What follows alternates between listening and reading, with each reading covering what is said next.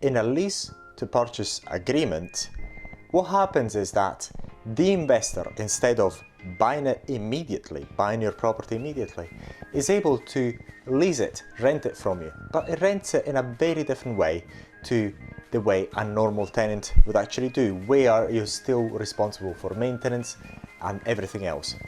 When an investor like us invests in a lease to purchase, what happens during the rental period or the lease period is that you are completely not responsible for the property. All responsibility goes to the investor. That is to say, if something breaks, if maintenance is required, any legal compliance with new regulation is a responsibility of the investor who's leasing the property from you.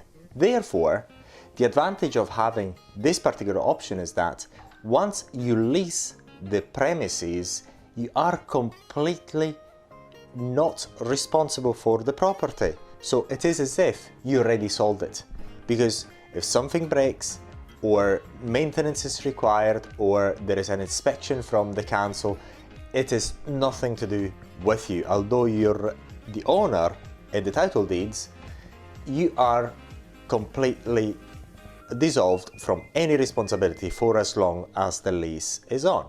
Normally, the lease duration is between 5 to 10 years, but this time period can actually change depending on your circumstances. Also, the amount of the lease that is agreed with the investor can actually change depending on your circumstances. And at the end of the lease, what happens is the investor's got the option to buy the property at the agreed price.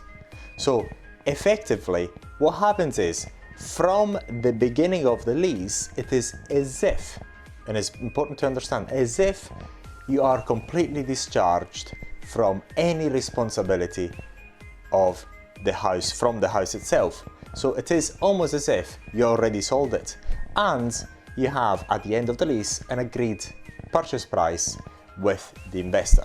So in many cases, this lease to purchase agreement can be the best way forward. And if you want to know more about that and see how in many cases is even better than a straightforward sale, we are very happy to do so. So if you're looking to sell your property, if for some reason or another you're actually not able to do so, then why not get in touch with us? We'll be more than happy to discuss your options. Oh, another note. Another very important thing is, in the lease to purchase agreement, a very other important feature is that whatever refurbishment or upgrade to the house while the lease is on is a responsibility of the new leaseholder. So once again, just as a reminder that a lease done with an investor and a normal rental agreement that you would actually get with any other tenant are completely different, and therefore a lease option to purchase could be the best way forward if you want to get your property sold quite quickly. And with a lease to purchase option, what you can actually do, you can actually get rid of your problem property really quickly if you want to do so. And in our case, if you're dealing with Areton with this sort of lease to purchase, what we do, we pay for all solicitor fees and any other fees associated with the transaction.